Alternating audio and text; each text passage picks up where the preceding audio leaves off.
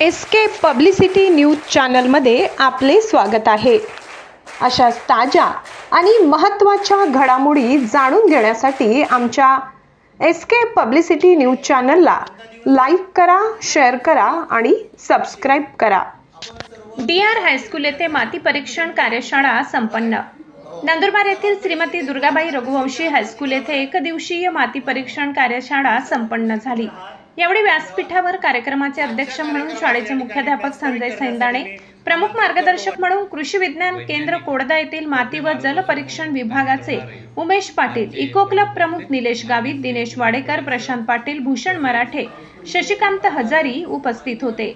विद्यार्थ्यांना मार्गदर्शन करताना उमेश पाटील यांनी मातीचा जपून वापर करावा, पिकांसाठी नेहमी सेंद्रिय खतांचा वापर करावा, रासायनिक खतांमुळे होणारे जमिनीचे नुकसान विद्यार्थ्यांना पटवून सांगितले।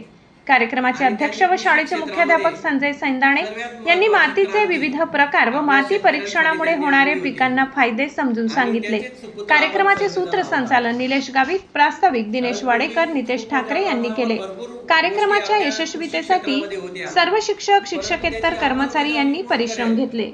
याची सर्वात महत्त्वाची चिंता आपल्या भारताला होती आणि त्याच्याच माध्यमातून जे माननीय डॉक्टर स्वर्गीय वसंतराव नाईक साहेब यांचा जन्म आजच्या दिवशी झालेला आहे। 1 मे 1913 रोजी त्यांचा जन्म झाला आणि तेव्हापासून मुलांना 4 टाइम लागतात, बरोबर आहे का? आणि एवढं खाण्यासाठी जे अन्नधान्य जर आपल्याला पुरवायचं असेल तर त्या ठिकाणी कुठेतरी आपल्याला तंत्रज्ञानाचा वापर शेतामध्ये करणं खूप गरजेचं होतं असं त्यांच्या लक्षात आलं आणि म्हणून त्यांनी त्यांच्यासाठी हरित क्रांतीचे नवे जनक आपण त्याला म्हणतो आणि त्यांनी मोठ्या प्रमाणावर वेगवेगळ्या वाहनांचा वापर करायची सुरुवात आपल्या भारतामध्ये केली।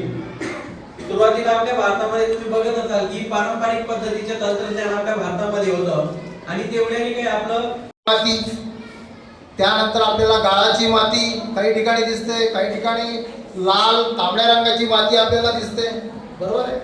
काही ठिकाणी जांभी माती असते।